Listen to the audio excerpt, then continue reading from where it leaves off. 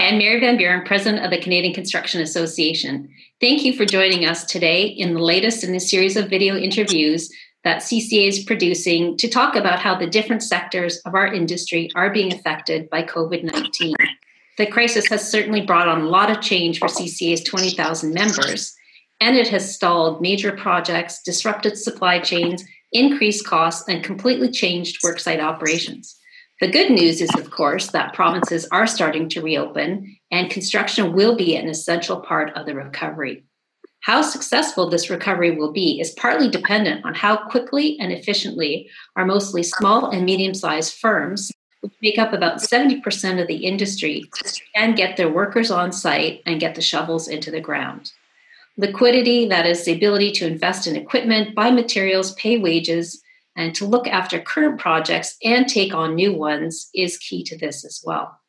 Joining me for today's discussion on how the COVID-19 crisis is impacting trade contractors are two CCA board directors, Francis Roy, who is the president of Groupe Humanco in Quebec and chair of our Trade Contractors Advisory Council, and Stephen Coote, president of Group 92 Mechanical Inc. in Ontario.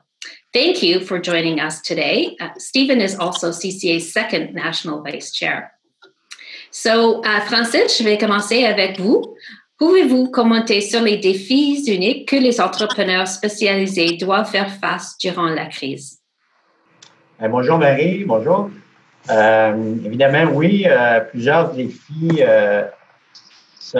s'adresse aux entrepreneurs spécialisés, différents défis, des défis financiers, des défis de formation, des défis d'outils de suivi qui n'existaient pas. Donc, grand défi d'adaptation. Donc, première étape, c'est vraiment d'être en mesure, comme ici au Québec, on a eu une fermeture complète des chantiers où les entrepreneurs ont perdu l'ensemble de leurs revenus ou presque, sauf quelques chantiers essentiels. Le premier défi était d'être en mesure de supporter les frais fixes que les entrepreneurs ont continué à avoir, même si leur activité était terminée, parce que non seulement les équipements et toutes les infrastructures que l'entrepreneur a besoin, mais aussi le personnel de gestion, d'estimation, qui ont dû conserver pour la plupart en poste pour être en mesure de répondre aux demandes des clients qui ont continué malgré l'arrêt des travaux.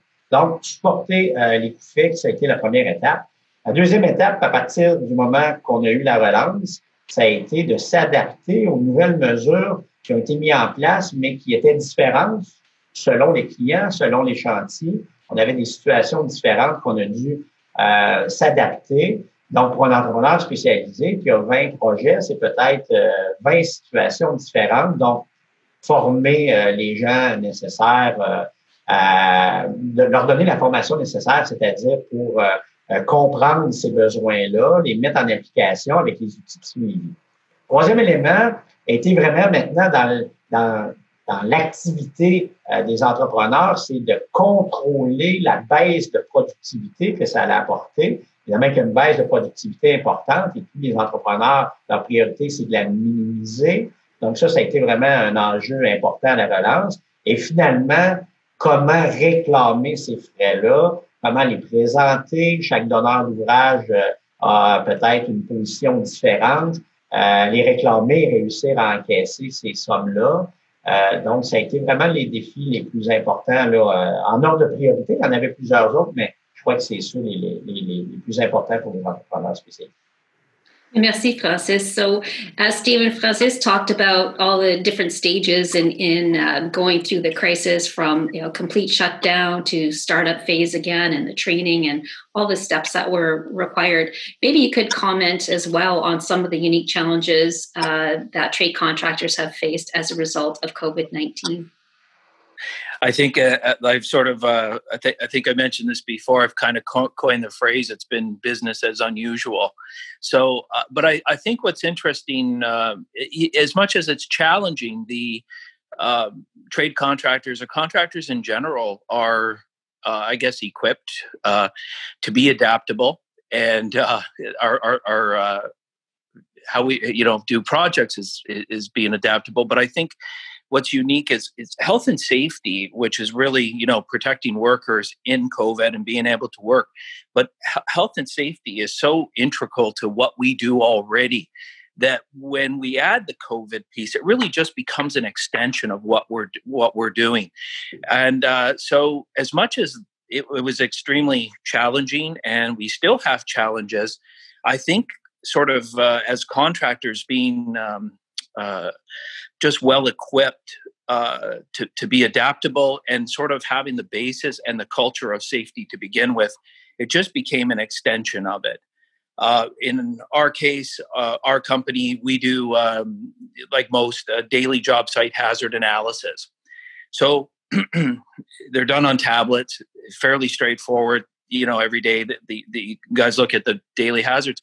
We simply added an extension of that for COVID. So, our COVID check, like a COVID check sheet. Do you have the proper PPE? Can you maintain your safe distances?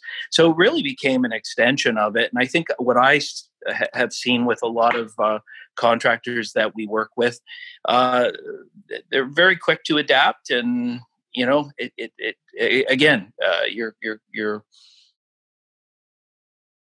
trying to figure out the best methods, but it wasn't that we have to we have to create a culture. The culture exists to adapt it. So, yeah, and I've heard that message from generals and the civil side as well, where that because of the strong safety culture, it's been easier, not easy, but easier for the construction industry to adapt than let's say other industries where it hasn't been quite as top of mind just because of the nature of their work. So now we're heard the good news about provinces reopening. Certainly Quebec is open, Ontario is open now. Most provinces, I believe, are fully open, if not just about there. What are some of the challenges firms are facing as either yourself or others are getting back up to speed, going from either a full stop or partial stop to like full on, and particularly the small businesses? What are some of the challenges they're facing?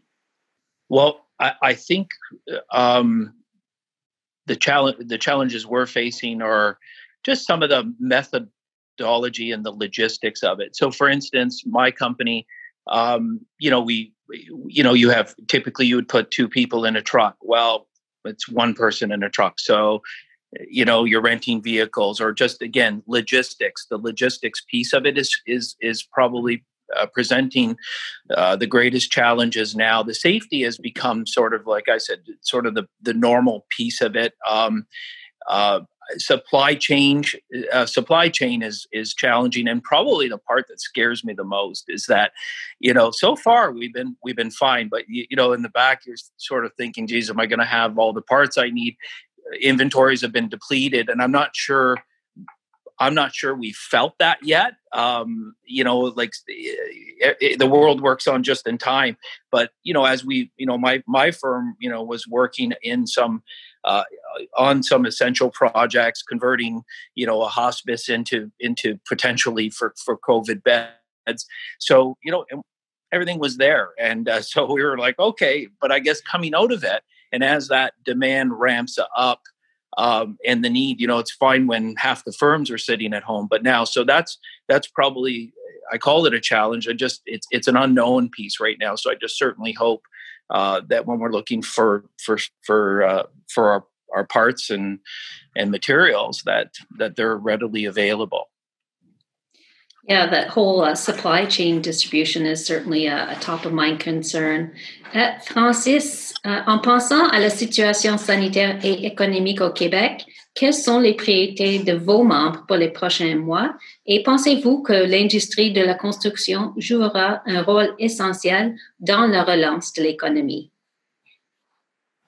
Je crois évidemment la priorité, étant donné qu'il y a eu un arrêt complet, et de retrouver un rythme normal d'activité. Pour tous les entrepreneurs, je pense que c'est la première priorité, de s'assurer qu'on peut redémarrer et revenir à un niveau d'activité qui est appréciable.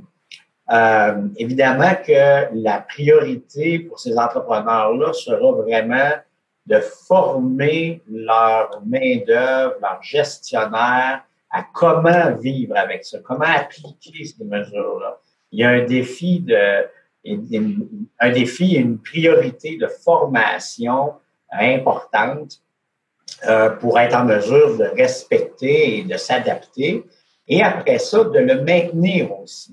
Parce que les habitudes dans le domaine dans l'industrie de la construction sont là depuis des décennies. On vient les changer rapidement et peut-être que ces habitudes-là devront être conservées pendant longtemps. De les maintenir en place, ça va être une priorité et un défi parce qu'on voit déjà, après une relance de quelques semaines, qu'on a tendance à revenir vers nos vieilles habitudes. Donc, on doit conserver cette priorité-là, je crois, pour nos entrepreneurs et on aura besoin de supporter ces entrepreneurs-là avec des outils de suivi, des outils de gestion adaptés à la situation. Maintenant, en ce qui concerne notre rôle, je crois que l'industrie de la construction, elle est privilégiée de pouvoir redémarrer son activité alors que d'autres secteurs d'activité ils ont eu encore un plus grand impact que nous. On sait que l'économie, le rôle de l'industrie de la construction dans l'économie est grand, pourcentage du PIB est important. Je crois que l'industrie de la construction doit demeurer une locomotive pour notre économie. Maintenant, évidemment, pour qu'elle demeure une locomotive, elle doit être active. Les impacts financiers pour plusieurs secteurs de l'économie ont été affectés. Donc, que ce soit l'industrie du tourisme, les hôtels, il y a eu les restaurants, il y a eu beaucoup d'impacts. Évidemment qu'il va y avoir probablement moins d'investissements au niveau privé dans ces secteurs d'activité-là. Donc, si on va avoir une économie, une activité dans l'industrie de la construction aussi active qu'elle était avant, il va devoir y avoir une forme de compensation de la part des projets publics. Donc, si les projets publics peuvent venir compenser les projets privés qui seront probablement un peu plus au ralenti, mais je pense que l'industrie de la construction va continuer à être cette locomotive-là qu'elle était pour l'économie. Et aussi, il y a une opportunité et un rôle que peut jouer l'industrie de la construction, c'est que avant la pandémie, il y avait une grande pénurie de main-d'œuvre dans l'industrie de la construction à travers le Canada. Maintenant, avec un taux de chômage au Québec, on est rendu à près de plus de 15 il y a plusieurs emplois qui sont disponibles, qui seront disponibles dans l'industrie de la construction si on revient à notre niveau d'activité d'avant la pandémie, qui pourrait être une nouvelle option pour plusieurs chômeurs aujourd'hui. Donc, je pense que notre industrie est là pour jouer un rôle probablement d'accueillir plusieurs chômeurs qui n'avaient pas prévu cette situation-là il y a quelques mois. Oui, comme vous avez dit, c'est un rôle essentiel, mais c'est un privilège et responsabilité aussi. Et ça sera un très important rôle si on pourrait assumer ces gens qui n'ont pas d'emploi maintenant. C'est un très bon point. Stephen, can you talk a little bit about health and safety? I know you've talked about the social distancing. You've put, one person in a truck instead of two. Any other comments or things that you found really helpful as you worked through COVID? Any resources or tools that you were consulting that helped you adapt better to COVID-19? I mean, generally, the amount of information, so I guess, from my perspective, information put out, of course, by CCA was definitely helpful. Our local construction association, and really, there was a lot of information that was out there. But the specifics that really, I think, to me, it's the information that comes through the construction associations, that becomes important because it's made for us. We a little different than trying to apply, sort of some of the general social distancing and the questionnaires, which are pretty much stock, throughout. But I just think that utilizing that for us, we utilize CCA and our local construction association for their recommendations. I didn't have to weed through the other 50 emails I got on COVID. So I think that's really that's what we utilized. Yeah, I found it very inspiring to see how the industry worked so well together. Members sharing best practices with each other, associations sharing their tools, resources, and it was really great that the industry could come together and could help, each other, each association helping each other, and member to member helping each other. And I think that really shows the power of the industry in a crisis like now, but also, when times are good, how we can work together and make positive change. So that was great. Francis, cette crise est sans précédent et nous apprenons en même temps que son évolution. Quelle est la principale leçon apprise qui vous servira afin de préparer votre entreprise pour la prochaine tempête? Principale leçon, je dirais deux choses, adaptation et formation. L'industrie de la construction, on le sait, c'est une industrie traditionnelle qui était en retard au niveau de l'intégration des technologies, qui était en retard à ce niveau-là par rapport à tous les autres industries. On était conscient qu'on avait ce retard-là à combler, qu'on avait des efforts à y mettre. Je pense que la situation actuelle nous a fait réaliser comment, premièrement, notre industrie doit s'adapter rapidement au niveau de la réalité. Ça nous a forcé à le faire. La plupart des entrepreneurs avec qui j'ai parlé me disent finalement, il y a plein de nouveaux éléments qu'on a intégrés dans nos façons de faire maintenant qui n'étaient pas si compliqués que ça, mais on s'obstinait à ne pas le faire parce qu'on est une industrie traditionnelle puis on a toujours fait les choses comme ça.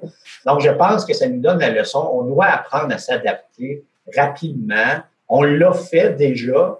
Et quelle sera la prochaine crise? On ne le sait pas. Est-ce qu'elle sera, ça sera une deuxième vague, mais là, on parle d'une pandémie, mais ça pourrait être une catastrophe naturelle, ça pourrait être le climat, ça pourrait être une guerre. Il peut y arriver plein d'autres choses qui vont nous amener dans une situation où on doit s'adapter rapidement. Je pense que la plus grande leçon qu'on a obtenue, justement, c'est ça. Il faut que l'industrie de la construction s'adapte mieux à la réalité d'aujourd'hui, qui peut changer très rapidement.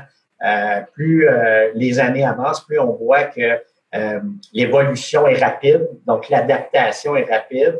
Et comme on le dit, dans l'histoire du monde, c'est pas les plus intelligents et les plus forts qui ont réussi à persister, c'est ceux-là qui sont le mieux adaptés aux nouvelles réalités de la vie.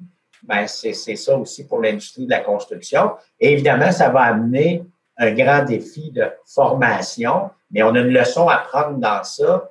Je crois que l'industrie de la construction, la formation continue, c'était pas autant ancré dans nos habitudes que ça l'est peut-être dans d'autres industries. Je pense qu'on doit apprendre de ça, d'avoir toujours la formation continue pour être en mesure de bien s'adapter et de suivre le rythme de l'évolution du monde, des autres industries en général.